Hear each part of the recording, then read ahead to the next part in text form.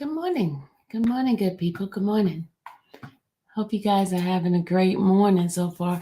Let me you know me, I'm always having some issues. I'm gonna put on my mic because I don't want to hear echo. So let me go ahead on and attach my mic to my computer. Just give me a second, guys.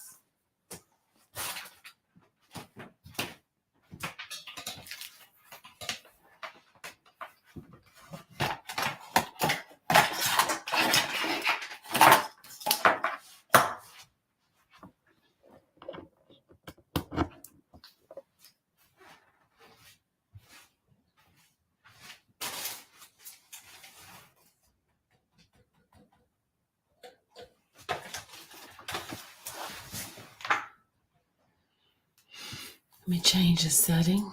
Hold on a second. Audio, we're gonna do it to our we're gonna do it to the mic.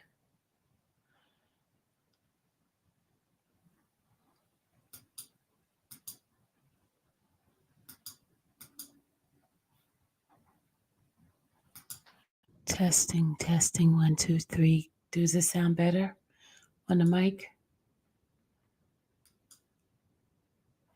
Testing, testing, 1, 2, 3, 4, 5, 6, 7, 8, 9. Is that better? Does my mic sounds better? My mic sounds nice.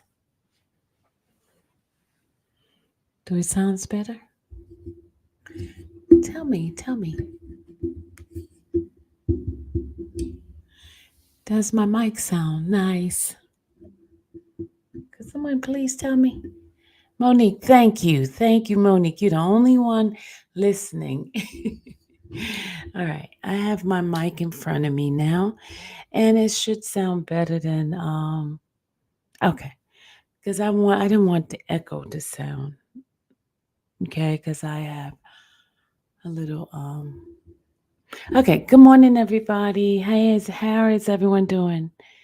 All right, guys. I just wanted to bring you guys some update. I know some of you guys been wondering what's taking the Ernesto case so long and what's happening.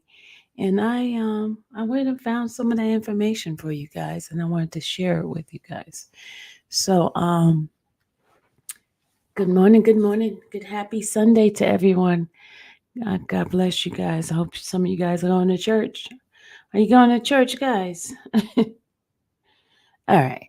So let me get started by saying thank you guys for being here. I'm trying to do something a little bit different using my mic instead of the echo because sometimes when I do a replay, I hear echo and it's kind of irritating to me sometimes. I'm not an expert at this, but I'm trying. I'm trying. All right. Good morning, everybody. Okay. Um, some of you guys have been asking why is this process with the Nesto case taking so long? I know some of you all are aware of a lot of things that's happening in the Fulton County court system, right? Um, and not only that they had to deal with COVID, and there was a stipulation put in, an announcement, or order put in by a chief judge, not Judge Glanville, but the one that was in before. There was a halt on speedy trial until the beginning of the end of 2022. And then it went extended, and then they changed it, and it ended July 2023. I don't know if you guys were aware of it, but that the speedy trial was put on halt. And if you could recall, when I was doing the YSL, back in December, they mentioned that. And that's why Steele and a couple of other defendants reapplied for a speedy trial. Okay. So now how does that play with Ernesto? Well, um, I'm going to play an interview that Judge Glanville had with one of our local news person. Okay. A local news person, and this is very interesting. And I'm going to stop in between it to explain some things to you guys so you can understand. Okay. Now, there are a couple of things I am going to bring to you guys' attention in regards to his case specifically, and this will help you to understand. Um, I'm not into the rumors and uh, gossipy stuff and things like that. I'm going to give you guys some facts, okay? Some facts that's going to help some of you guys to understand what's going on in his case. Sounds good, people? Does that sound good? Get a thumbs up. Does that sound good? Can I get a thumbs up if you want me to proceed? Mods, if anyone in here comes in with the nonsense, zap them, please. Zap them, because this is serious business here. All right. Thank you, Coco, for the thumbs up. I appreciate you, Coco. Thank you, Monique. Thank you, guys. All right. So I'm gonna play this audio. Hey Nola, thank you. I'm gonna play this audio, this interview that Judge Glanville have, and it's gonna give you guys some glimpse of why his case is taking so long, and to help you guys to understand some of the process that's going on with the court system here in Georgia. Okay.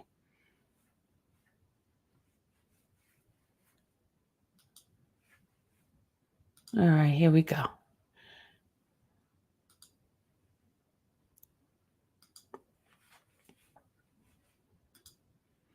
All right, this is an interview with Judge Glanville with one of the representative from the news station, the local news station.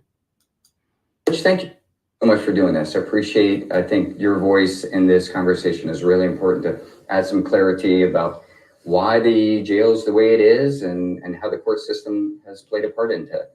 I'm going to throw out some numbers that I got from the county clerk's office, and I'd like to get your response to them, if that's okay. Sure. As of August 21st of this year, according to the county clerk's office, there were 11,000 indicted defendants awaiting trial. 12. So did you hear this? Unindicted defendant. Hold on. I'm gonna rewind it a little bit because to give you guys some of the numbers. Okay. It was 12,000 indicted individuals, right? And then he's going to talk about the unindicted. Remember, Ernest is considered one of the unindicted individuals. Okay. Here we go. Indicted defendants awaiting trial. 12,000 unindicted defendants awaiting to be indicted, and then a grand total of 23,000. That's about 5,000. That's about a 5,000 increase as of December. In your mind, what's causing this backlog in your mind? Well, part of it is, from a trial perspective, is a unique aspect of the trial of criminal cases. And what I mean by that is that 90 to 95% of all criminal cases will be resolved by a plea. And so if I can give you an example, when I call a 40-person trial calendar, about 20 to 25 of those people are going to enter pleas on some point in time on the continuum. Then you're going to have 5 folks that or thereabouts that have mental health challenges. So they either need an evaluation, they're pending an evaluation, or we need the results of the evaluation for the parties to be able to do something. Then you got about 5 folks that you can't do anything because of science. And then what I mean by that is because there's sexual assault kits or science that needs to be tested by other agencies. So their cases aren't in a position to be tried. And then you got 5 folks that are just going to say, I want a trial, and that's their constitutional right to go to trial. So if you look at the trial of a criminal case, a homicide, it takes 5 to 10 days to try those cases. And then on the average, a regular felony. Okay, I'm going to stop this for a second. Okay, you heard him. He gave you 3 different reasons why certain things are the categories of certain things. He talked about health, mental health. There's those people who they don't find that is comfortable or capable of being on trial because of their mental disability. mental health, Then he said the second part is there are plea deals. Most defendants, every single defendant gets a plea deal some sort of way. And some of them competent. Okay, Coco, I understand. All right, so what's the point? The other one is for science. And the fourth reason is they're waiting for trial. So Earnest Williams is in the two bottom half. He is wanting a trial. He's not taking a plea. And also the condition of his cases are science. There has to be some sort of science provided, meaning because one of the cases is SA case, right? So there is some forensic science that has to be done, some evaluation of the case, and they have not done a lot of those things yet, okay? We don't know exactly what reason. It could be a number of different reasons, okay? Let me go ahead and bring this up. Is going to take probably 3 to 5 days to try. So I can try 4 to 6 cases in a month's time.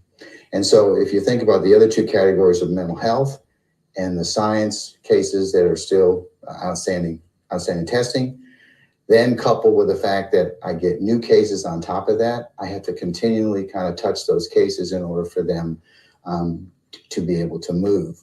So that's part of the unique challenge of the trial of criminal cases. So and then you get new cases, and that adds to our current situation. So the competency issue, the science, which it sounds like they're saying just lab results from GBI or Yes. the agency. What was the pleadings that take time? I was trying to go through the list of your reasons for. I want to make sure that. The people end up taking pleas. Okay. I mean, you're going to have 20 to 20. I'm just making a representative sample of 40 folks. So 20 to 25 are going to plead somewhere around or take a negotiated or non-negotiated plea sometime on the continuum, based on 90 to 95% of all criminal cases get resolved by plea. But then you've got science, then you've got the folks that have mental health concerns, and then you have people that want trial. So that's your last category. Okay.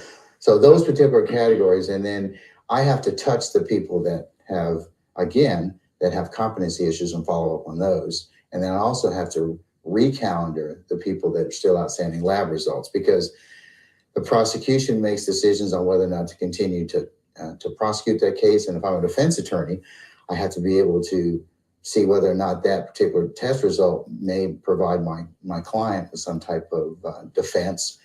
Okay, now let's go ahead on and talk about the science. All right, some of you guys don't know there are different lab testing that is done with cases such as SA. And some of the lab testing is what? They do the body fluid analysis. They do dental analysis. They do forensic medicine. And they have to deal with the judicial decision, past cases in regard to essays and things like that.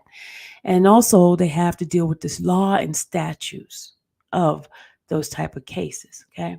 When I talk about different scientists, scientific method and stuff like that, most cases, like if it's an essay, write out essay, and they do go straight to the police, there is what you call a rape kit that they do and analyze, right? But when you have a case in this situation, like Ernest's situation, is he said, she said type of thing, meaning that because if you notice in the case, in the 2 to 3, there's 5 charges on that essay one. There's 5 charges, but there's 2 dates, right? One date was back in 2019, which is 4 years ago, right? And then the second date is in 2021, which is 3 days from the time it was reported. It was reported in July 6, 2023. So that's 2 years after that, the last date. So now, did they have a rape kit? That's a question you have to ask. Is there some sort of DNA that's been gathered? Is there any kind of saliva type of evidence? Is there semen? All of that stuff has to be taken in account. With a case that when a victim does not report it right away, everything becomes his word against her word. So this is where it takes longer for this type of case to happen, to come forward. So if the individual victim is not providing information to the prosecution team, that could cause more of delay, and it can cause a case to be thrown out if it's not enough evidence to bring about an indictment. Okay. Most indictments, you could, like we said, we can indict a ham sandwich. You could just, somebody says something and so it is. But because the length of time that is taken that he's in jail right now, they have to go by science now. So if it's not enough science to bring about indictment, providing some evidence, then there will be some sort of some sort of like change in the case. Okay, let me go ahead and finish playing this, and so I can give you guys some more details. Okay.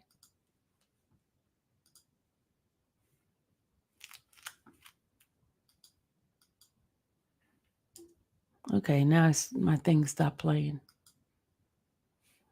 Oh, hold on, y'all. I don't know what I did. Maybe I need to stop it and come back to it. Let me see. I'm at 350. Okay, hold on.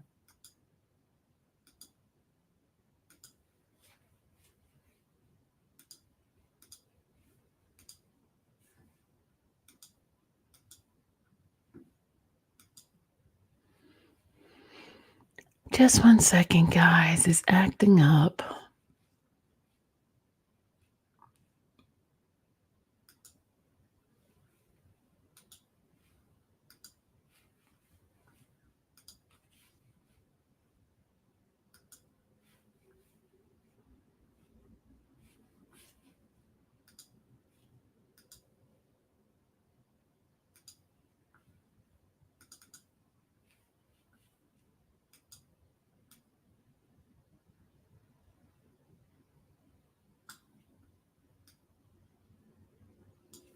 All right, hold on a second. Here we go.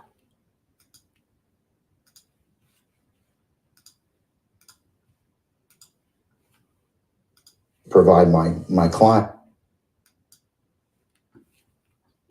Still acting. some type of defense, and we can't resolve those cases until those things are at least put to rest. How does this impact the jail population, knowing all the factors that you just explained and how the backlog has increased? How does this impact the jail? Okay, well, if you look at it, it's a collaborative.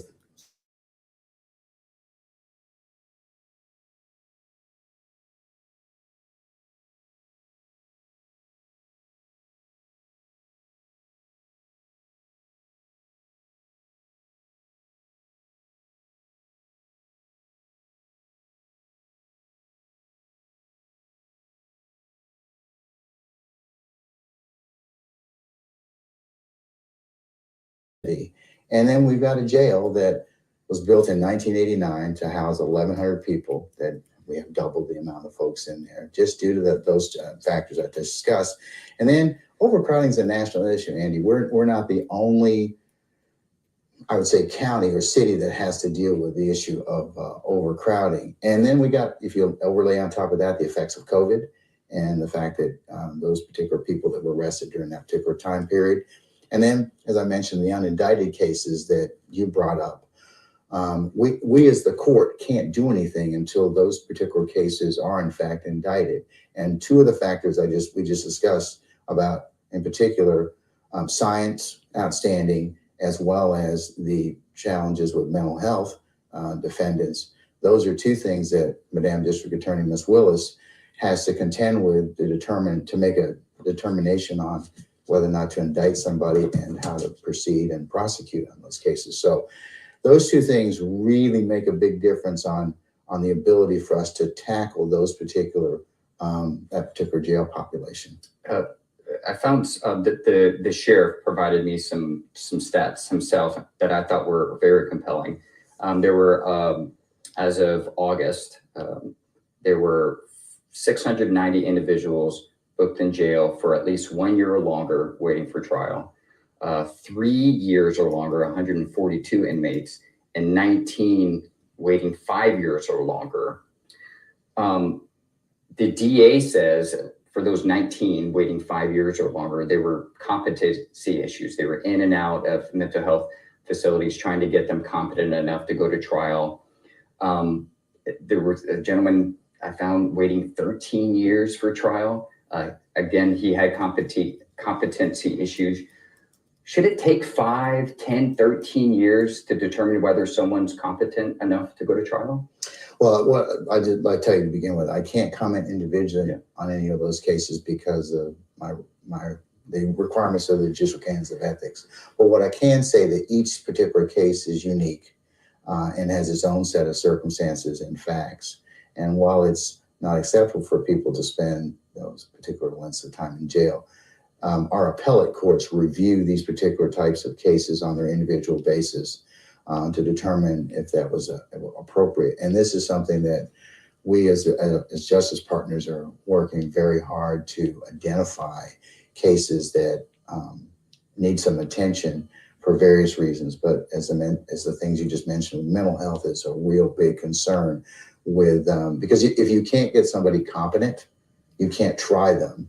And then there are limited issues as to what you can do with that particular accused in that particular case until those particular issues are resolved. So the prosecution has challenges with those types of matters, and so does the defense, and so does the court. Yeah, my jaw dropped when I heard 13 years for that one individual. And I know you can't comment specifically on his case, but man, 13 years being in legal limbo, that's got to be really concerning to hear. Yeah, I mean, it's one of those things you get on individual basis. You have to kind of, without taking a look at the individual facts of that particular case. That's something that those lawyers, as well as the court on appellate review, will kind of take a look at to determine if it was constitutionally permissible and proper. Here's some other jail stats that I got from the county court administration. As of July, there were 1,200 individuals who were detained in the jail waiting for an indictment. According to the county and the DA, 400 to 500, interesting how I can't seem to get accurate numbers, but between 400 and 500 individuals have been waiting more than 90 days, some more than a year. Similar. I mean, I believe that in individual cases and the development by our district attorney, that's her complete and exclusive purview. But a lot of times investigation and science and people's mental health all roll into those particular types of decisions of whether or not they're in a position to indict. So without knowing more specifically about those particular matters, but and I think you have to kind of look at that in terms of whether or not we're able to go forward on those criminal cases. Are they in a position to be charged or to be prosecuted, presented to a grand jury? Do these individuals, those 1,200 that I mentioned, do they even come before you before they're indicted at all? Depending upon whether or not they are bond eligible. Mm-hmm. I mean, because the charge of a criminal case determines whether or not, how the case proceeds in the criminal justice system. So those people have more than likely been charged and brought before a magistrate. They've had a bond determination, and for some reason or another, that's where the case kind of stalls because of, well, we need ballistics, or we need the sexual assault kit, or we need some DNA, or some other type of thing that's missing. And as we talked about earlier, Andy, that's kind of the challenge that our system sees in resolving those kind of cases and getting them, I would say faster in terms of our ability to take care of them. I'd like to get your response to what Fulton County Chairman Ron Pence told me just last week in a sit-down interview. And I asked him, I said, what's the contributing factor for you? Why do you think the jail is backlogged the way it is? And this is what he said, quote, he said, some work, talking about judges, some work, some do not. Some come to work at 10 a.m. in the morning, go to lunch at noon, play golf. We monitor this. The judges who are working come to my office and tell me which ones are working and which ones are not working. The reason is they can do what they choose to do because the public doesn't care. What's your response to what he said? Well, I would disagree, because this particular issue of overcrowding in the jail is a collaborative effort. And of course, we stand ready to work with our partners. And just as a review, Andy, on a regular basis, we meet monthly with our justice partners, the DA, the PD, as well as the representatives from Fulton County government to monitor those particular numbers. We've added 4 senior judges to help out in the trial of criminal cases. What's the timeline for that? Like when you started adding them? We started adding those, I want to say about 6 months ago, okay. Adding those judges. And then we've collaborated with our state court partners, and they have taken some of our civil cases so that we can concentrate on the trial of criminal cases. And then I know our judges have prioritized the trial of those people who are in jail.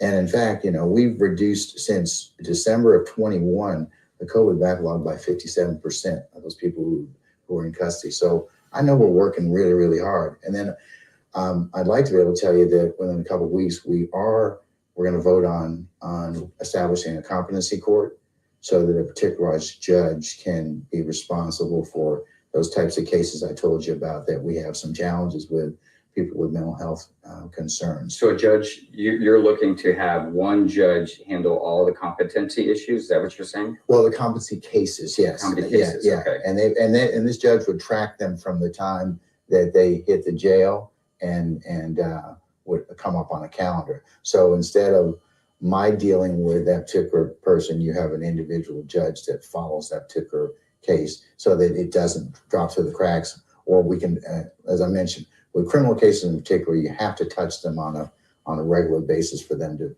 move. It's like a state law, right? Like they have to be like every 6 months or a year or something like that? Well, yeah, for it depends on your status in terms of whether or not you've been deemed competent, but you do come up for review pursuant to state law. That's okay. Yes, yeah. And that's one of the things that an individual judge would make sure that occurs. In addition to, is there any other things that can be done to help that person become competent, or for the state or the defense to resolve that case? But what it does is it just kind of makes sure that those things stay to the forefront so they can be resolved in the most expeditious time and manner possible. So that's a request that you've made to the commission asking to fund this specific type of office or judge? Well, what we've done is, as a whole, there are some other places in the state, like Savannah has a competency court, through partnerships with our district attorney, our public defender, and with our justice partners across the street. We have decided that this would be an important thing for us to kind of keep track of in terms of our being able to better maintain these kind of cases and give them the attention they deserve, because they need it. They need to be processed in a timely manner. But sometimes it's just the unique nature of issues involving mental health and competency. At any point in time, And we deal with 40% of the population has undiagnosed mental health challenges, and it is a national issue and a national concern. So that it is not inconceivable that people that come cross purposes with the justice system have these kind of conditions that need to be identified and determine whether or not it will factor the prosecution or defense of that particular case. So a competency court, that's one potential solution to help. What else? Yes. We're very much. Let me start over again with that. Okay. In terms of what else, we work well with our justice partners across the way, and they have funded us, and they have given us the resources and tools that we need. But we could always use more particular participants to deal with this criminal justice. More judges? More judges, more public defenders, and more prosecutors, because all of us play a part in resolving and the trial of criminal cases. And I know that all of us work very, very hard, even though there's natural friction between the district attorney, the public defender, the conflict defender, and the court. That's natural. But we as professionals and as attorneys understand our roles and responsibilities, but it does require still collaboration to make justice work. And I know that every 2 weeks, our public defender as well as our prosecutors get together and they try and resolve cases that are pending in the Fulton County Jail. So I know we're working very, very hard, but we stand ready, and we'll continue to stand ready to work with our partners across the street in government. The DA believes that when I asked her what potential solutions there are to address this, she said more judges, more prosecutors, and the GBI needs more funding for its crime lab. I don't disagree with any of those. In fact, she just got a $2.5 million grant to help in the processing of some over 4,000 sexual assault kits that need to be tested. And I mean, that's just one example of how important science plays a part in the determination of prosecution of criminal cases, as well as the resolution of those criminal cases, as I mentioned earlier. If I'm a defendant and that science will exonerate me, or at least give me a better understanding of where I stand with that case, there's nothing I can do until I get that data point. And that's why that science is so important. And then, it's just our ability to try these cases is very dependent upon that particular issue. There isn't a courtroom in this building that I haven't been to where at least at some point I see a defendant show up for a status hearing and doesn't have a public defender. How big of a problem is the public defenders, the lack thereof, to this issue? Well, I really can't speak to the public defender and their numbers, but having worked as a defense attorney, the whole public defender system is just very important, because if you don't have public defenders, criminal accused, it affects their ability to have adequate representation. Do you think there are enough of them in this county or in this state?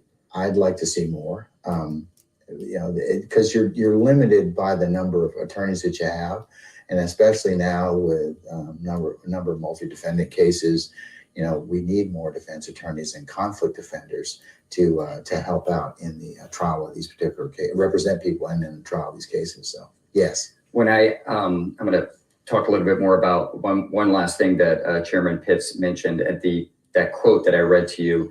The reason is they can do what they choose to do because the public doesn't care. So I was like, what do you mean the public doesn't care? And he says the public doesn't give a damn. It's the public's fault for reelecting them. He's talking about judges he believes aren't doing their fair share of work. What's your response to him putting the blame on the public for electing the judges that aren't allegedly doing their job? Well, that's his opinion, but as I mentioned earlier, I mean, we all are working collaboratively, and I think it's a group responsibility for all of us to continue to work as hard as we can, to deal with the overcrowding issues and to work hard hard so that criminal cases get the constitutional requirement that they are supposed to get. So I think that we're working as hard as we can as judges. As I mentioned, there are unique challenges with the trial of criminal cases in terms of just scheduling, and then our ability, and then the reality and pragmatism of moving those cases, given some of the issues we talked about in terms of the availability of counsel, the availability of testing and lab results, mental health struggles, and then the fact that it's time over people, because I can only try so many cases per month. And I know that all of our judges are working very hard, as well as our prosecutors and defense attorneys and conflict defenders and private counsel, so to resolve the trial of criminal cases. Do you think the county needs a new jail? Yes. Yeah. We need a new jail. I mean, we have 1,100. It was built, like I said, in 1989 to house 1,100 people, and due to population changes and just we're at double that particular capacity. So, I know our sheriff has petitioned the commission for the building of a new jail, and time will tell whether or not that occurs. But it will certainly be one of those pieces that would tend to resolve some of our overcrowding and issues. The reason why I asked that, because I asked Chairman Pitts, and he says, I don't think we need a new jail, because as soon as it opens, we're still going to have this backlog issue, and we're going to have the same issue. So that's why I asked. The DA believes the same thing as you. We need a new jail. But what's your thoughts on him assuming that the backlog will stay the same even if we get a new jail, and we'll have the same reoccurring issue of overcrowding? Well, I mean, but it's a multifaceted issue, Andy. I think that we need to continue to work toward. I mean, population, just crime as a whole. That we're a 365, 7-day-a-week operation in terms of justice, and that if we use these particular tools and work collaboratively, we should be able to process cases timely. I can't speak about the jail population because that would be speculative in terms of just who's going to be arrested for criminal offenses and the like. So I don't know if there's a correlation between what he said about it's just going to fill up again. We're going to try and use all our tools to make sure that those particular people who are in custody get their cases resolved as quickly as possible. That doesn't connect with the jail population in and of itself. So, last December, you signed an order suspending defendant's ability to request a speedy trial. Tell me a little bit more about why you did that, and knowing what the numbers are today, do you regret that decision? Well, the order you're talking about is for the constitutional and not constitutional. I'm sorry, the statutory speedy trial demand. Mm-hmm. Our Supreme Court of Georgia authorized us to suspend those particular cases during the pandemic. So that particular order that I signed in January is to give us a little bit of time to kind of develop some of the tools that I talked with you about, and to resolve and or better resolve criminal cases. That order has sunsetted. So as of this past July. So do you think that suspension impacted the backlog during that time? I would say so, because we were not able to try as many cases during the pandemic, given the health concerns. So it had an effect. But now that we are beyond that, it is with all of our responsibility to work as hard as we can. That was just a unique time and period, I think, in Georgia history and in our criminal justice system, where the pandemic itself and COVID affected our ability to try criminal cases. So, and to overburden the system, that was just one stopgap provision. But it's been lifted, and we're trying very, very hard to process criminal cases more efficiently. The county has an operational report that they release, I guess, every meeting or every month. I don't know how. I think it's done a month. Month. And I've never seen this before, but when I asked Chairman Pitts, I was like, why do you put the blame on the judges? Like, isn't this multifaceted? And he pointed me specifically to this graph where it shows how many detainees by Superior Court judge that are assigned to them. You have the lowest number, and then there are some of your colleagues that have high numbers. Do you think this is a fair depiction of the issue impacting the jail and the number of detainees assigned? Do you think this is a fair comparison? No, it's not. Tell me about that. Well, for the reasons that we talked about earlier, I mean, each individual judge, cannot control necessarily who makes up their docket. So if I have a bunch of people who are in custody waiting trial or pending trial, and they have mental health, and they have science, and they have attorney issues, I can't try those cases. So that's kind of an unfair statement to say, well, you have these particular people in jail. The judges don't control that particular issue. That's just meted out by the individual circumstances of this case, because I can tell you that all of my colleagues are trying very hard to try the cases that are in custody, but you're hamstringed a lot of times by some of the issues that we talked about already: science, ability to get to obtain counsel, and as well as the just scheduling and because I can only try one particular case at one time and resolve those. So I don't think this comment's fair at all. Knowing that the county actually produces this document, are you guys having conversations going, wait, before you put this in this report, here's some perspective you need to know, or hey guys, this isn't fair? We've had some conversations with the county about that, with our justice partners. And we've asked them to take into account the factors that you and I have just discussed, but they're entitled to publish those numbers. But one of the things that, is that they have to kind of always realize is that we are an independent branch of government, and that, we have the ability to process these cases in a constitutionally responsible manner. It seems like there's a blame that's being put on the judges for not trying these particular cases, but it is not a one person blame.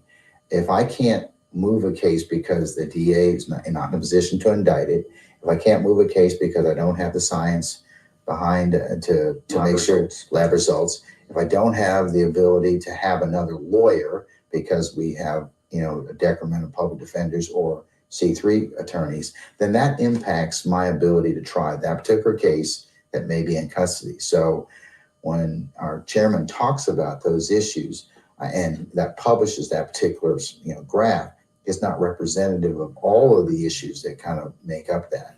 But just like overcrowding didn't happen overnight, the things that we're doing today really are trying to address that particular issue. What are we not talking about that you think is important to this conversation? I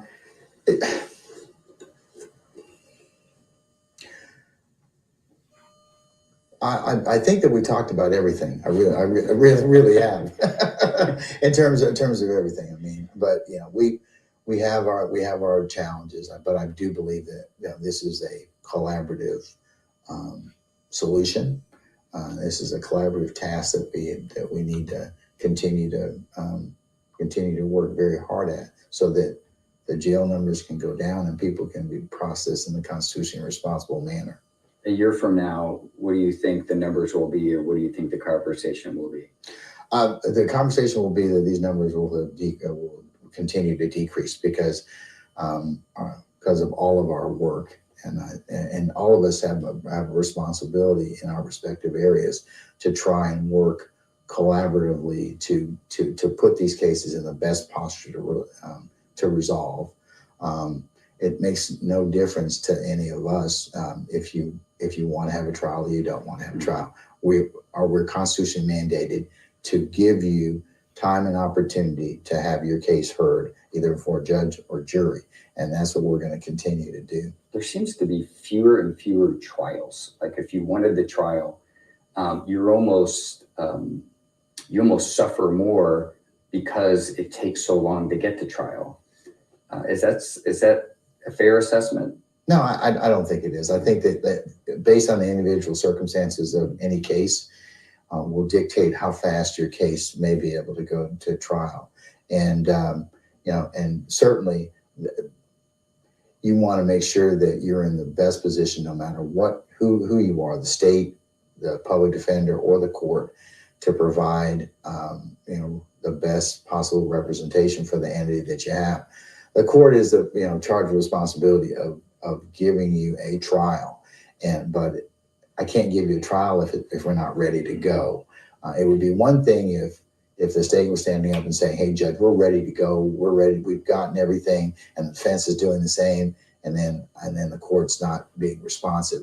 That is not the case. So if your case is ready to go, we'll be able to provide you a trial. But we're limited by some of the things we talked about, Andy, in terms of just the availability of counsel and the fact that felony cases take much longer to try. They're more complicated. They require more development than, for example, a misdemeanor that may take only a day or so to try. So that's part of the challenge with criminal cases is you can only try so many at one time. And we strive to be efficient, but it's just the reality of in a month's time, I can try 4 to 6 cases or thereabouts.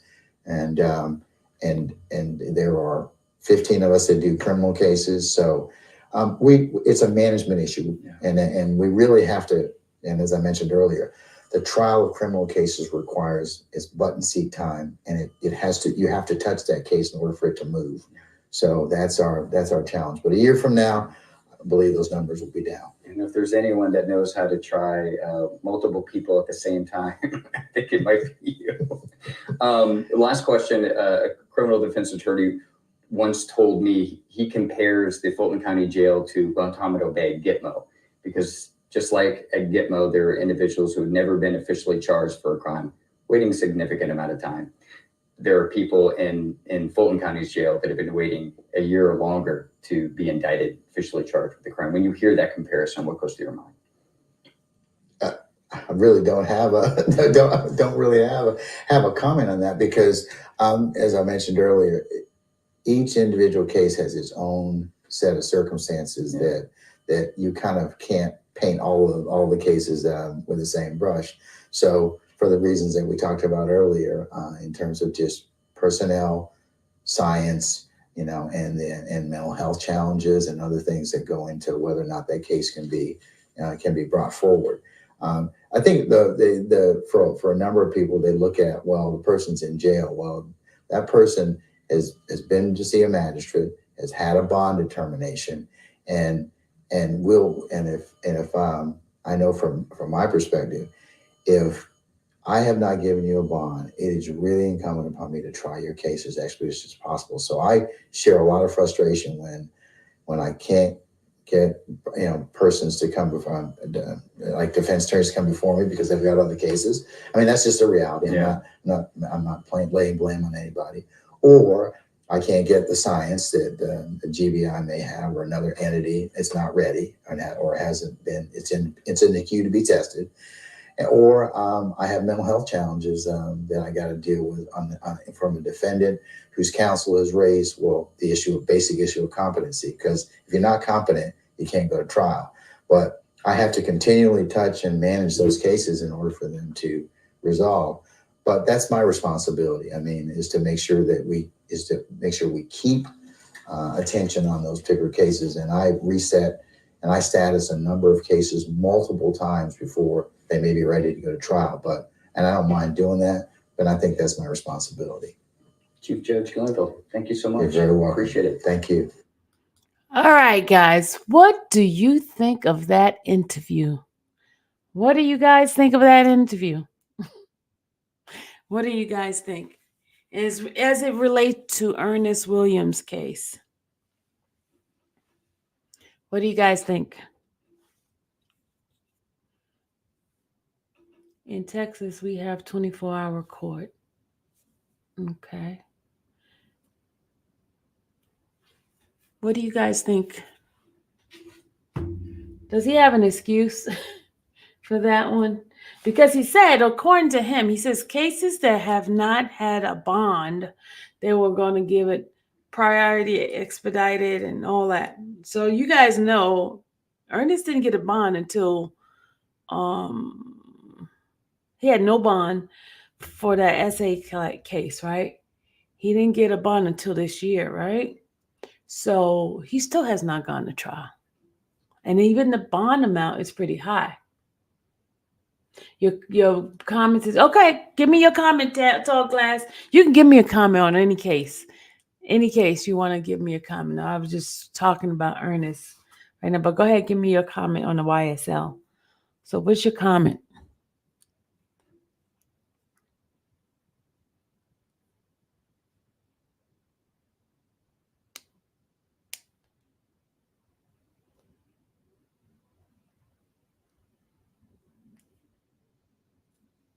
You said he's lying. You said he's lying. I think they are full of ish and they are violating people's right. Okay, I must agree, because every 90 days they're supposed to come back and reevaluate these people cases. And I think the reason why they're doing Ernest so often is because the bloggers, YouTube, social media has been putting a light on his case. Whether it's negative or positive, we've been putting a light on his case, and it's giving them that vibe. Hey, people are looking, people are watching. We need to do something. I think that's one of the reasons why his cases have been had hearings more than any other defendants. And that's not fair, because why does it take social media to blast and make, comments and talk about certain things? Yeah, like that guy's been in there waiting 13 years. 13 years. How do you wait 13 years? I don't care how incompetent you are. Something has to be done. 13 freaking years. And I wonder what type of case it is. 13 years. That person served the whole time. Because, in the state of Georgia, all you got to do is serve 50% to be eligible for parole. So half of his case would be like a 25, 26 year a sentence. So that person basically served his time and he still has not been to trial. That is very, very sad. That is outrageous. Somebody needs to do something about that one. 13 years? No trial. Does that make sense? And I'm about to throw shade in a second, right? They said they need more attorney judges and stuff like that, right? Why that woman gave that man that $600 and something $1,000 when he could have spread some of that money to other people? I'm just saying.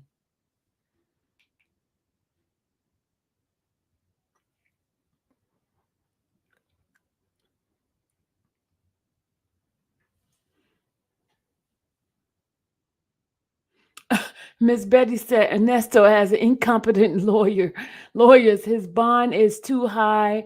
My ham sandwich could represent him better than his attorney.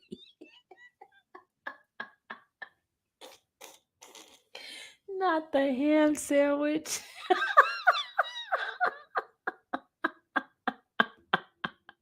Not the ham sandwich, Lord have mercy. So I guess one of the not the ham sandwich, Lord have mercy.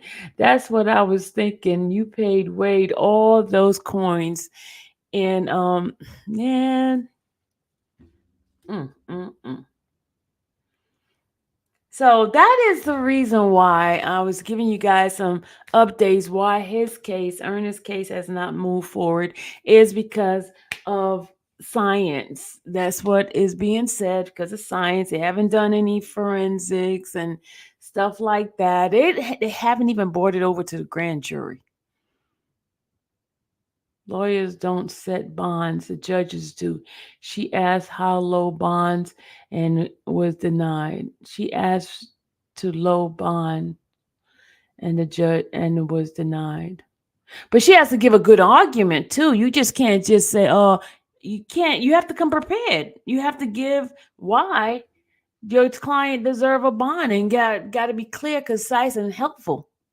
So the judge will be able to like, okay, he deserve a bond. He deserve a lower bond. He is why. That type of thing. If it's not given a good argument, you can't. It does become a lawyer's fault if the lawyer doesn't study the case and don't give the good reason why the client should get a bond. A good reason. A good reason. Something that's solidified, that has been, touched upon before. Well, at least we helped Nestor out with all the why. Yeah, yeah. I think it is because publicly, even though some things were real weird, the phone calls being shown and all that, and yeah, it does. It brought some public awareness to the case. The boy has brought some public awareness.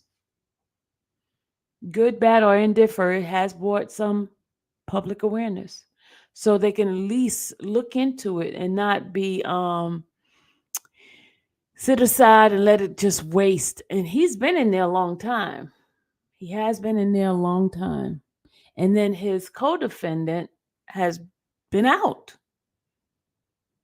I still think well, that's your opinion. Everybody has their opinion. I'm going to wait for the facts of the cases before I said any kind of guilt or innocent.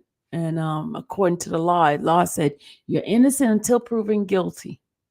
So I'm going to hold that to until the gavel hits the thing to make that determination.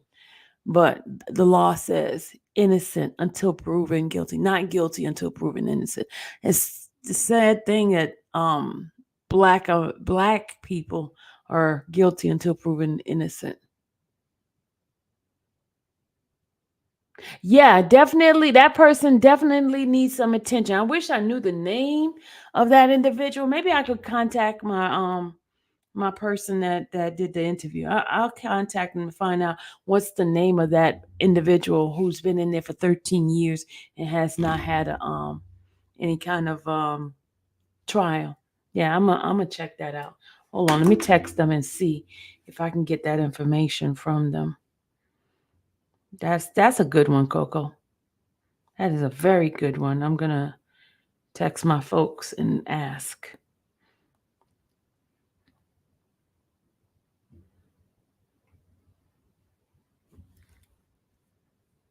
That is a very, very good one.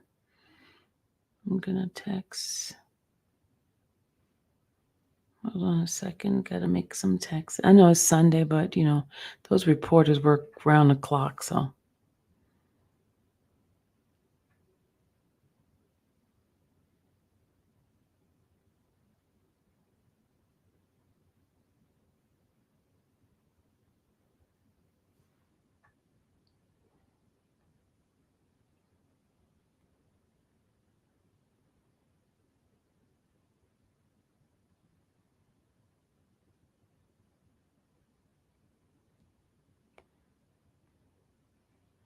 Let me see, my friend.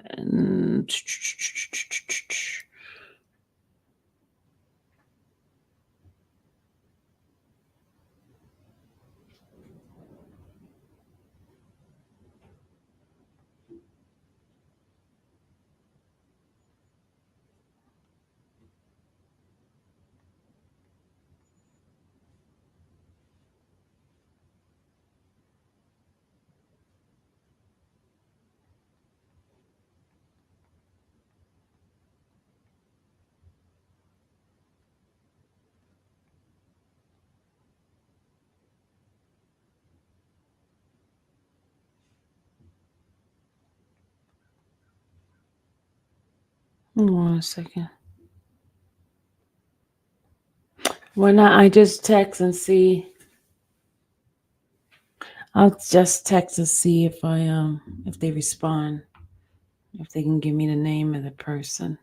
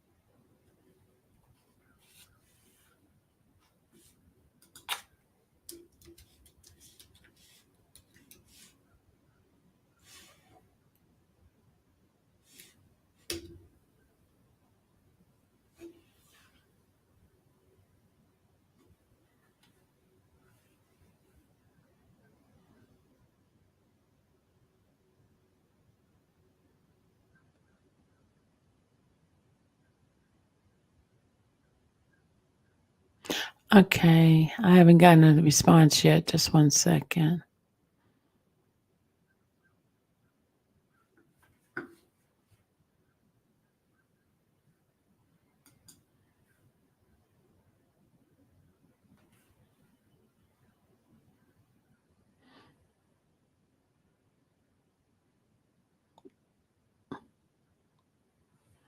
Okay, it looks like let's see, hold on. I see a guy in 10 years.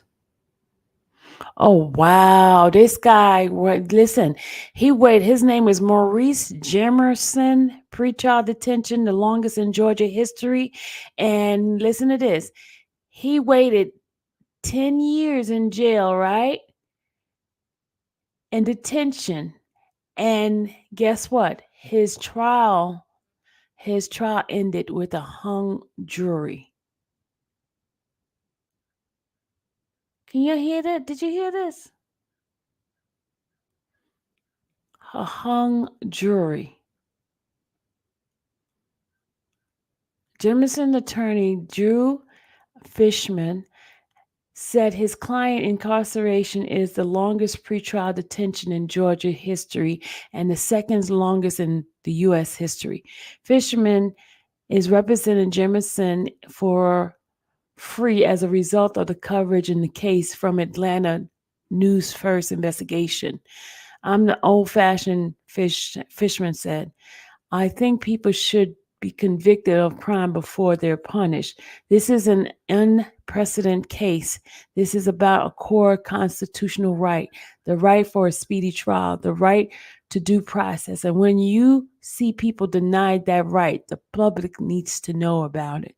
2 defendants were found not guilty back in 2013 in connection with this crime, believed to have been a gang-related shooting. Prosecutor has stated that definitively both Bernard and Jemison were the active shooter in the case. Jemison has been alleged by the prosecutor to have been the 4th shooter in the crime, is alleged to be the 5th. Jemison's family said it's been an emotional roller coaster, but they're not giving up. Oh, wow.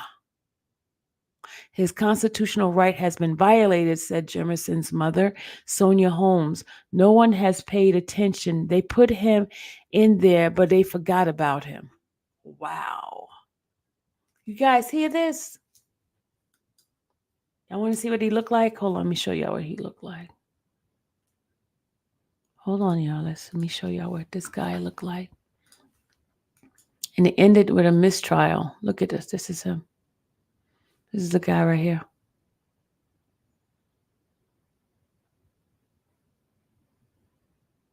Can y'all believe this?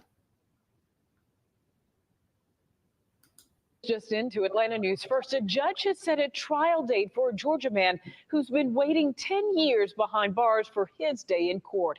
Police arrested Maurice Jimerson for murder back in 2013. Since then, he sat most of that time inside the Dougherty County Jail. Atlanta News First investigative reporter Andy Parati joining us live in Albany. That's about 3 hours south of Atlanta with new developments in Jimerson's case. Andy? This is the Albany one. This is not the one in Fulton. This is the same guy. The judge did not make a ruling on a motion to dismiss that happened a short time ago, but she did finally set a court date in July. Our cameras were not allowed inside the courtroom, but I can tell you Jimerson's attorney vehemently argued that this is a clear case of a violation of the Sixth Amendment's right to a speedy trial, that waiting 10 years for a trial is too long no matter what the circumstances are. Now, earlier today, during the hearing, Jimerson did take the stand on his own behalf, saying that his former attorney he asked his former attorney to request a speedy trial years ago, but it never happened. Jail records show his last attorney visited him just 4 times in the last 7 years. His now new attorney argues that the district attorney's office had multiple chances to take the case to trial, but did not. District Attorney Gregory Edwards argued today that the delays in the case are not his fault, citing the pandemic, a flood in the courtroom, and difficulty finding all of the defendants' court-appointed attorneys. In fact, Jimerson did not have an attorney for 8 months until Atlanta News First profiled his case back in April. Listen to Jimerson's mother's reaction to today's testimony a short time ago. I'm overwhelmed with excitement. I feel positive. You said you have not seen him in 2 years in person. What was it like seeing him? I wanted to touch him, and I still can't touch him. Now back here live outside the Dougherty County Jail. Again, the judge declined to dismiss this case after hearing arguments for dismissing the case because violations of the Sixth Amendment to a speedy trial, but she did set a court date. That trial date is scheduled for July 10th, a trial date that may never have happened this soon without Atlanta News First investigates first profiling Jimerson's case a few months ago. Live outside the Dougherty County Jail, I'm Andy Parati, Atlanta News First. And now that countdown begins. Andy, thank you. Okay, that's no posting of it. Let's go back. Let's see what happened, because they did say it's a mistrial, ended up in a mistrial.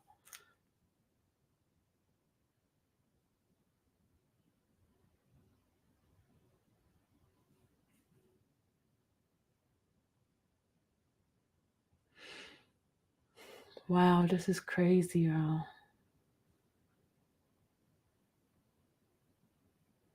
Yeah, I watch a lot of Judge Manning reason.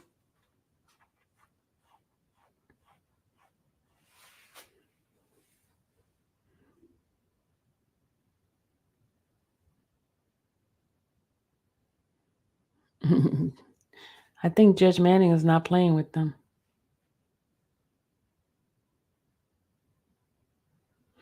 Let me go look. I'm looking for that 13-year one, the one that we just talked about.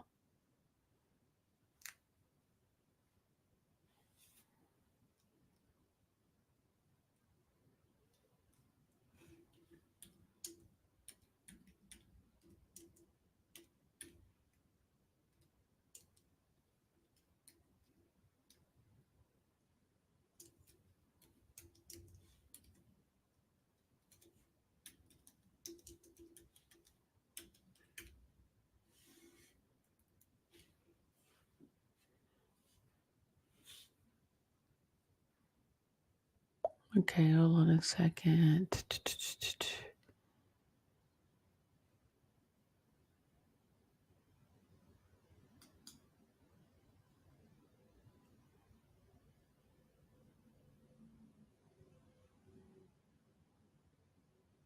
This report was done on 28th. Let's go look at this one. This was done by Zach. This is Atlanta News, but it's not the one that they're talking about.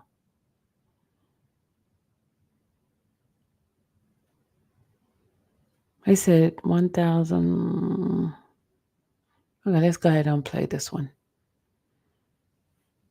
Hold on, let me share this one with you guys.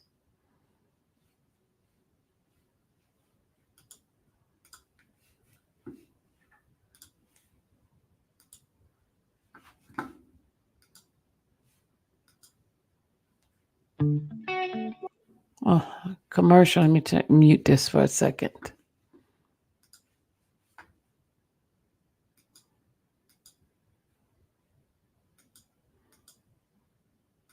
I am absolutely in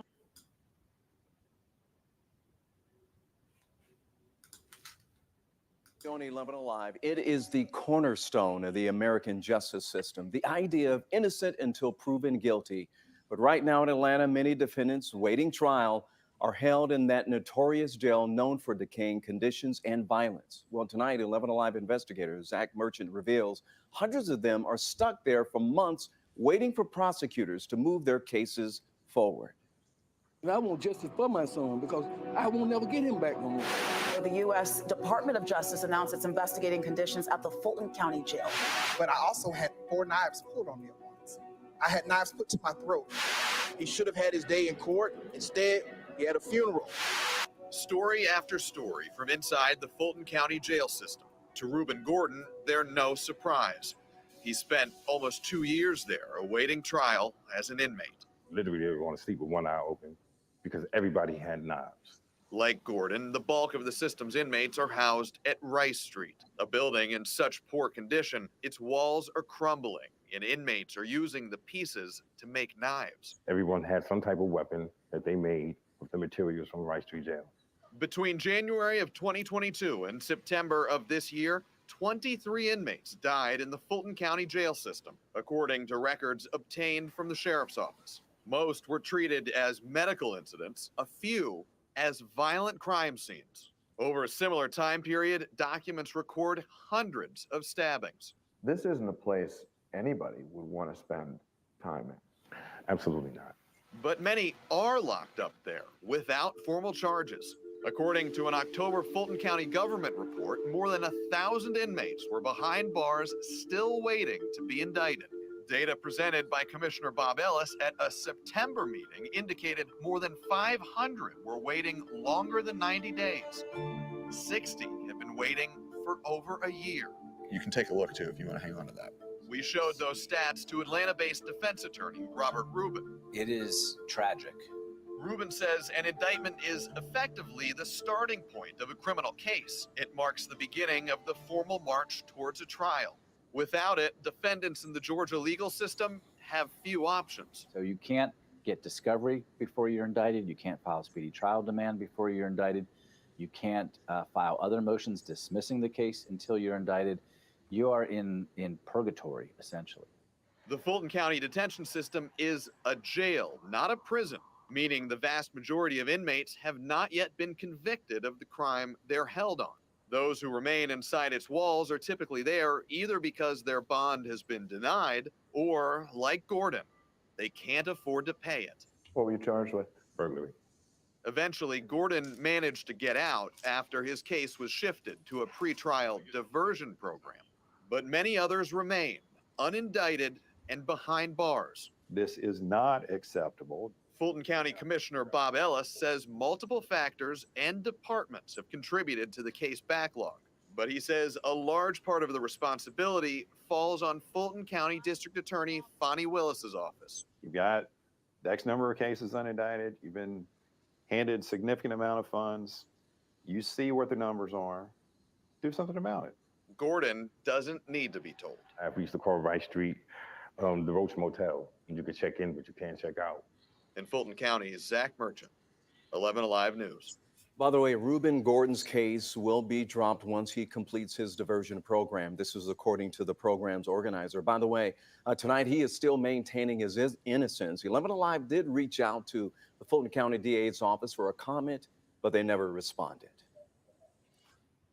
All right. Okay. They said Georgia must get good money for inmates. I was told the dollar amount. Oh my God, I forgot what the dollar amount is. They do get some good money for them. Yeah, they do. They do get some money. And I can't remember what the dollar amount was.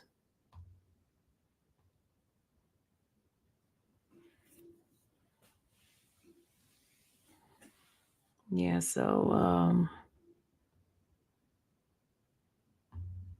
we'll take a look at that, guys. All states get money for their country inmates. That's why they don't care. And that is so true. That is so true.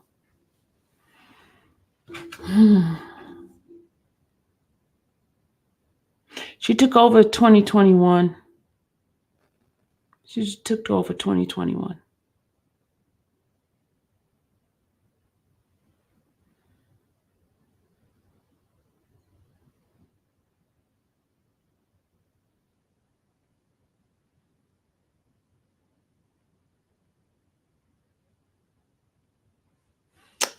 All right, good people. I am about to, so 2 years she's been there and they blaming her.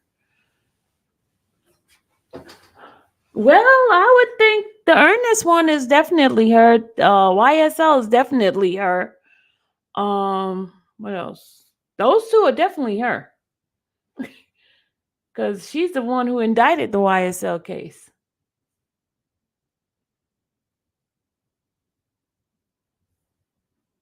I'm just saying, I'm just saying,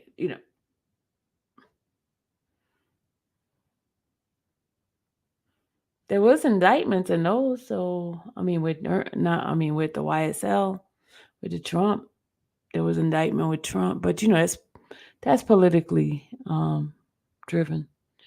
No, imagine there are years before her. Supposedly, the ones that was there years before her, supposedly she took care of those. That's what she said in the interview with the same guy. Hold on, let me see if I can get that interview for you.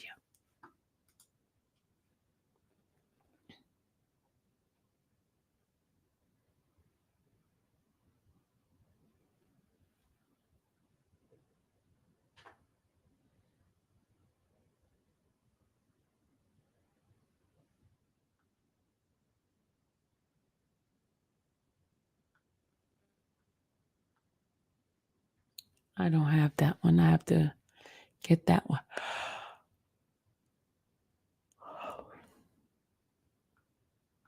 Yeah, I have to get that one. I don't have it.